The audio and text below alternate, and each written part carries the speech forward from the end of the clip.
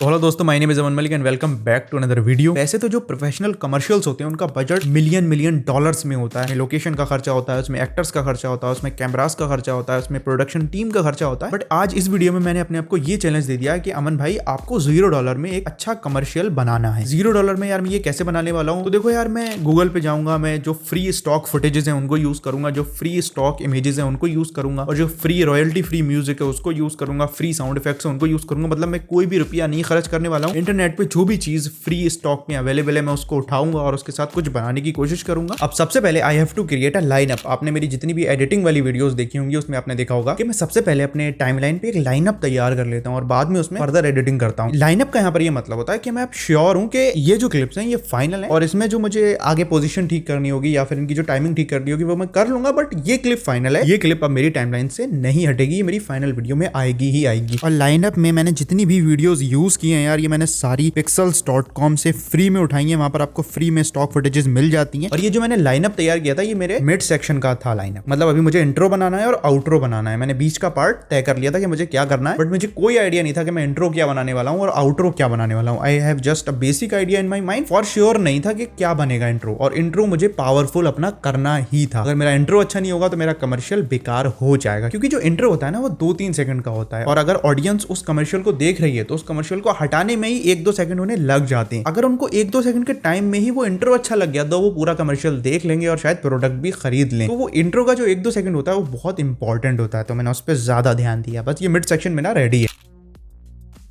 तो सबसे पहले मैं गूगल पे गया और मैंने कोका कोला की 5 वाली जो बॉटल होती है उसको मैंने हाई रेजोल्यूशन में डाउनलोड कर लिया। और जैसे ही मैंने उसको डाउनलोड करा मैंने उसको अपने फोटोशॉप में लेकर आ गया। फोटोशॉप में मैंने उसका बैकग्राउंड रिमूव कर दिया और उसको एज अ PNG सेव कर दिया। अब मेरे दिमाग में एक बेसिक आइडिया था कि जो इसकी कैप है उस कैप को मुझे निकालना है और उसको रोटेट करा के कैमरा की तरफ मूव कराना है। ये मतलब मुझे बेसिक आइडिया समझ में आ गया था कि मुझे क्या करना है। बाय द टाइम जब मैं कोका कोला की ये बॉटल डाउनलोड कर रहा था और फोटोशॉप में इसका बैकग्राउंड रिमूव कर रहा था, तो उसके लिए सबसे पहले मैंने सोचा कि मुझे किन किन चीजों की जरूरत पड़ेगी। उसके बाद उसी सेम बॉटल की जो कैप थी मैंने पेन टूल की मदद से उसको कैप को अलग कर दिया और उस कैप को अलग से PNG फाइल उसकी मैंने सेव कर दी। उसके बाद जब बॉटल में से वो कैप हट गई तो वो बॉटल बड़ी अननेचुरल लगने लगी, क्योंकि भैया जब आप कैप हटाओगे तो कैप हटाते हुए आपको बॉटल भी तो दिखानी है, ऐसा तो नहीं कैप एकदम से गायब हो जाएगी। तो वहां पर जो उसका पीछे का हिस्सा था वो एक तरीके से कर्व नहीं लग रहा था, वो बड़ा अननेचुरल लग रहा था। तो मैंने क्या किया, एक अलग से ग्लास की फोटो डाउनलोड की, उसको उसके ऊपर रखा और उसको मतलब मैंने कट किया उसके हिसाब से, मतलब एक ओवल शेप में, और थोड़ा सा पेंट टूल की मदद से उस पर हल्का सा पेंट किया, सेम कलर अप्लाई करके फिर वो मैंने उसको नेचुरल बनाया। तो अब मेरे पास अपनी जो बॉटल थी कोका कोला की उसके 3 वर्जन्स थे। तो सबसे पहला वर्जन था कोका कोला की नॉर्मल बॉटल, उसके बाद ओनली कैप, और उसके बाद बॉटल विदाउट कैप। और इसके बाद मैंने एक और कैप की फोटो डाउनलोड की है हाई रेजोल्यूशन में गूगल से, और जो मैंने कैप वहां से रिमूव की थी वो 2 डायमेंशनल थी, मतलब मुझे उसमें दूसरी तरफ का हिस्सा और उसके ऊपर का हिस्सा नहीं दिख रहा था। और जब मैं इस कैप को ऐसे करके रोटेट कराऊंगा तो मुझे वो हिस्सा दिखना चाहिए। तो उस कैप में तो पॉसिबल नहीं था क्योंकि that is a 2 dimensional image. तो मैंने एक ऊपर के हिस्से की एक फोटो डाउनलोड की अलग से हाई रेज में, उसका भी मैंने बैकग्राउंड रिमूव किया। अब मेरे पास बॉटल के 4 हिस्से हो चुके थे। देन मैंने इन सारी चीजों को आफ्टर इफेक्ट्स में इंपोर्ट किया। और यार मैं आफ्टर इफेक्ट्स में इस इंट्रो को इसलिए बना रहा हूँ, बाकी मेरी एडिटिंग प्रीमियर में होगी, आफ्टर इफेक्ट्स में इसलिए बना रहा हूँ क्योंकि आफ्टर इफेक्ट्स में जो की फ्रेमिंग होती है वो प्रीमियर के मुकाबले ज्यादा ईजी हो जाती है और ज्यादा आपको कंट्रोल्स भी देती है ओवर योर एडिटिंग। तो अभी मैंने बैकग्राउंड में ये आईसी सा बैकग्राउंड लगा रखा है, ये आपको दिख रहा होगा, और ये मैंने बाद में ब्लैक बैकग्राउंड में चेंज कर दिया था क्योंकि यार अभी मैंने जस्ट फॉर द रेफरेंस लगा लिया था। तो जो मेरी नॉर्मल बॉटल थी उसको मैंने विद सिंपल पोजीशन की फ्रेमिंग की मदद से मैंने उसको नीचे से इंट्रोड्यूस करा दिया। सिंपल की फ्रेमिंग है, आप समझ गए होंगे। और यहाँ पर मैंने ओरिजिनल बॉटल को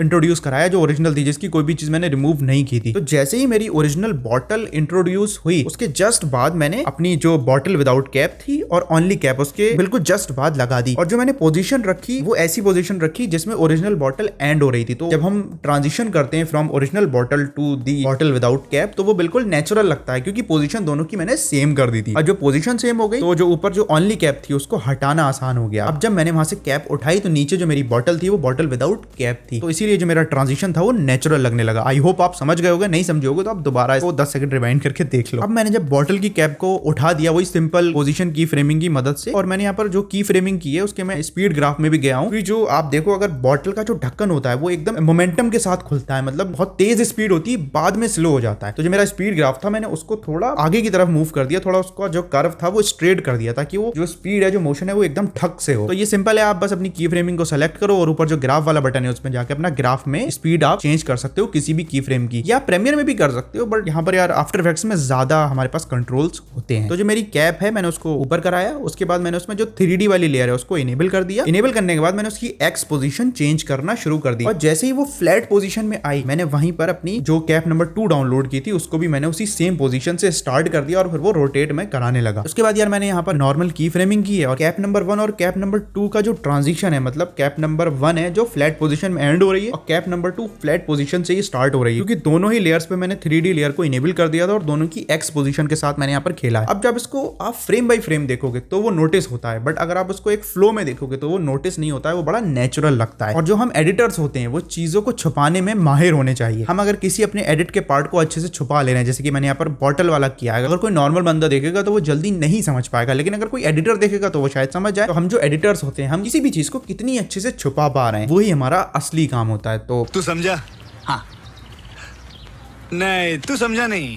अब स्टार्टिंग में जो मैं आपको 2D कैप और 3D कैप के बारे में बता रहा था वो आप शायद यहाँ समझ गए होंगे, क्योंकि 2D कैप तो एक पोजीशन जब उसकी रही वो वहीं तक सीमित थी। मतलब जब मुझे उसको 3D में ट्रांजिशन कराना था, मतलब जब मुझे उसे रोटेट कराना था तो मुझे उसका फ्रंट का हिस्सा ऑडियंस को दिखाना ही था, उसके लिए मैंने एक अलग से कैप डाउनलोड की थी। ये बात आप समझ गए होंगे। फिर यार यहाँ पर ये चीज करने के बाद मेरा इंट्रो बेसिक तैयार हो गया था और अगर अब आप ध्यान से देखोगे तो बॉटल थोड़ी अननेचुरल लग रही है। मतलब जो अंदर उस बॉटल की कोल्ड ड्रिंक है वो मूव नहीं कर रही है, बड़ी स्टैटिक सी लग रही है और वो वाइब नहीं आ रही कि यार ये वाकई नेचुरल बॉटल है या नहीं है। तो सबसे पहले मैंने क्या किया, तो मैं pixels.com से मैंने एक कोल्ड ड्रिंक की बॉटल की फोटो डाउनलोड की थी जिसमें कोल्ड ड्रिंक ऊपर आ रही थी, ग्लास में कोल्ड ड्रिंक थी, वो ऊपर धीरे धीरे आ रही थी तो वो नेचुरल लग रही थी, फ्लोट करती हुई। तो उसको मैंने आफ्टर इफेक्ट्स में इंपोर्ट किया और मैंने फ्रेम बाय फ्रेम की फ्रेमिंग करके उसको मैंने पोजीशन के साथ मूव करा दिया और मैंने जो मास्क था उसका थोड़ा सा फेदर बढ़ा दिया जिससे वो वहां पर कोल्ड ड्रिंक वहां पर नेचुरल लगने लगी। अब भैया इससे ये फील तो आने लगा कि बॉटल के अंदर कोल्ड ड्रिंक है। और उसके बाद जब ढक्कन खुल रहा है, तो जब ढक्कन खुलता है किसी भी कांच की जो बॉटल होती है कोल्ड ड्रिंक की, तो उसमें से एक हल्की सी गैस निकलती है। तो भैया वो गैस तो हमारी अभी थी नहीं यहाँ पर, तो मैंने उसके लिए क्या किया, तो उसके लिए मैं YouTube पे गया और मैंने स्मोक पफ इफेक्ट वहां पर सर्च किया और मुझे 2 स्टॉक वीडियोस मिल गई जो फ्री टू यूज थी। तो मैंने उनको उठा लिया और मैं उसको आफ्टर इफेक्ट्स में ले आया। मैंने वहां पर ब्लेंडिंग मोड चेंज किया, तो वहां पर थोड़ी सी मास्किंग और पोजीशन की फ्रेम की मदद से मैंने वहां पर वो लगा दिया और मैंने उसको डबल कॉपी करके 2 मैंने पफ लगा दिए ताकि वो थोड़ा सा ज्यादा धुआं लगे और थोड़ी सी उनकी ओपेसिटी कम कर दी। तो इससे जब बॉटल का ढक्कन खुल रहा है तो वो एक नेचुरल लग रहा है कि भैया धुआं भी हल्का सा निकल रहा है। इसके बाद मैंने अपना जो बैकग्राउंड था आईसी वाला वो वहां से रिमूव कर दिया क्योंकि वो मुझे अच्छा नहीं लग रहा था और वहां पर मैंने एक हल्का सा स्मोक लगा दिया पीछे ताकि थोड़ी जो ठंडेपन का एहसास हो। और वो जो स्मोक है वो भी धीरे धीरे आ रहा है, मतलब 0 से जो उसकी ओपेसिटी है वो 100 धीरे धीरे हो रही है। तो ये भी मैंने बड़ा सटल रखा है। अब भाई इन 2-3 चीजों को करने से जो मेरी बॉटल है वो नेचुरल लगने लग रही है, मतलब ऐसा लग रहा है कि शूट की हुई है। तो जब यहाँ पर ये चीज कंप्लीट हो गई तो फिर मैंने इसको आफ्टर इफेक्ट्स में से रेंडर कर दिया और मैं इसको अपने प्रीमियर में ले आया। प्रीमियर में जब मैं लेके आया तो उसके बाद मैंने इसको अपने जो मिड सेक्शन था उसके साथ मैंने इसको इंट्रो में लगाया और इंट्रो के बाद मैंने आउट्रो क्रिएट किया। आउट्रो में यार मैंने सिंपल किया जो मैंने pixels.com से स्टॉक फुटेज डाउनलोड की थी, जो मेरी एक बॉटल थी उसको मैंने मास्किंग की मदद से अलग कर लिया और मास्किंग से अलग करने के बाद मैं उसको ब्लैक बैकग्राउंड पर ले आया और मैंने उसमें एक थोड़ा सा मूवमेंट क्रिएट कर दिया और मैंने बाजू में कोका कोला का लोगो लगा दिया और नीचे ओरिजिनल टेस्ट लिख दिया और इससे मेरा आउट्रो क्रिएट हो गया। अब ये बेसिक मेरा पूरा लाइनअप तैयार हो चुका था। इसके बाद मैंने म्यूजिक डालना शुरू किया। म्यूजिक भी मैंने यार फ्री कॉपीराइट सोर्स यानी यूट्यूब ऑडियो लाइब्रेरी से उठाया था और ये म्यूजिक मुझे ठीक लग रहा था, मैंने लगा दिया। उसके बाद मैंने साउंड इफेक्ट्स यूज किए और जितने भी मैंने साउंड इफेक्ट्स यूज किए ये भी मैंने यार यूट्यूब से ही उठाए थे और कुछ मेरे पास पड़े हुए थे तो मैंने यहाँ पर ये ऐड कर दिए। उसके बाद लास्ट स्टेप मैंने कलर ग्रेडिंग की और जो भी बेसिक पोजीशन ठीक करनी थी वो सबकी ठीक की।